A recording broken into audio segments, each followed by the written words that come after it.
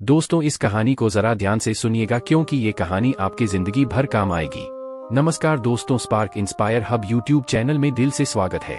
एक बार की बात है, गौतम बुद्ध अपने शिष्यों के साथ एक गांव से दूर किसी बड़े नगर की तरफ जा रहे थे। गर्मी के दिन थे और रास्ता भी बहुत लंबा था। गौतम बुद्ध अपने शिष्यों सहित बहुत देर से चल रहे थे, जिस वजह से उन्हें बहुत प्यास लगती है। वहां से कुछ ही दूरी पर बरगद के वृक्ष की एक घनी छाव थी। सभी लोग उस वृक्ष के पास पहुंच जाते हैं। महात्मा बुद्ध अपने शिष्यों सहित वृक्ष की घनी छाया के नीचे विश्राम करने लगते हैं। बहुत देर से चलने की वजह से सभी का गला प्यास से सूख रहा था। यह बात बुद्ध जानते थे। बुद्ध ने अपने एक शिष्य को कहा, आप इस बरगद की छाया से 20 कदम दूर जाकर बरगद की 2 बार परिक्रमा करके वापस आओ। शिष्य वैसा ही करता है जैसा बुद्ध ने बताया। परिक्रमा के बाद जब शिष्य महात्मा बुद्ध के पास आया तो बुद्ध बोले कि क्या आपको किसी ठंडी हवा का अनुभव हुआ था? शिष्य बोला, हाँ महात्मा बुद्ध, उस उत्तर दिशा की तरफ से मुझे कुछ ठंडी हवा की अनुभव हुआ था। शिष्य की यह बात सुन महात्मा बुद्ध शिष्य से तुरंत बोले कि उसी दिशा में चले जाओ, जरूर वहां से कुछ ही दूर पर एक तालाब अवश्य मिलेगा। उस तालाब से सब के लिए पानी ले आओ। शिष्य उसी दिशा में जब कुछ दूर जाता है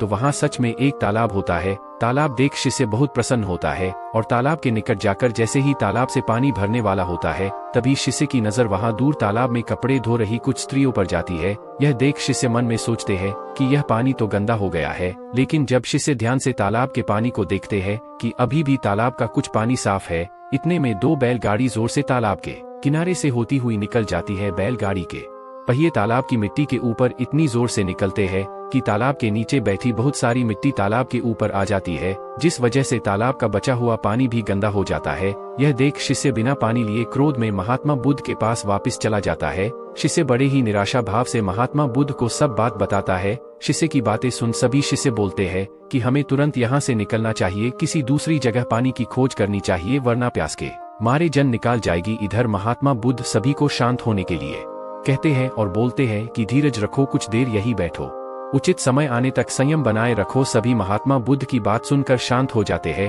और वहीं बैठ जाते हैं। कुछ समय बीत जाने के बाद महात्मा बुद्ध फिर से अपने शिष्य को उसी तालाब से पानी लाने के लिए कहते हैं। शिष्य बिना कोई सवाल किए उसी तालाब से पानी लेने के लिए फिर से चला जाता है। तालाब की हालत देख शिष्य को यकीन नहीं होता। तालाब का पानी पूरी तरह से साफ होता है। यह देख शिष्य बहुत खुश होता है और पानी भरकर महात्मा बुद्ध के पास जाता है। सभी पानी पीकर अपनी प्यास बुझते हैं, लेकिन अभी भी सबके मन में ये एक सवाल था कि आखिर यह चमत्कार हुआ कैसे? तालाब का सब पानी तो गंदा था। उन्हें लगा कि जरूर ये बुद्ध की शक्ति है। इनमें एक शिष्य ने यह सवाल महात्मा बुद्ध से पूछ ही लिया कि यह चमत्कार आपने कैसे किया? शिष्य का जवाब देते हुए महात्मा बुद्ध बोले कि यह कोई चमत्कार नहीं, यह आपके सब्र का फल है। यह फल है आपके सब्र बनाए रखते हुए उचित समय के इंतजार का। जितनी देर हम सब लोगों ने सब्र किया उतनी देर तक तालाब के पानी के ऊपर तैर रहे सभी गंदे तत्व और मिट्टी तालाब के पानी के नीचे बैठ रहे थे। फिर कुछ देर बाद शिष्य जब वहां तालाब के पास पहुंचा तब तक सब दूषित कण नीचे बैठ चुके थे, जिस वजह से तालाब का पानी पहले की तरह साफ हो चुका था तथा तालाब साफ दिखाई दे रहा था। यदि उस समय आप लोगों ने सब्र न किया होता,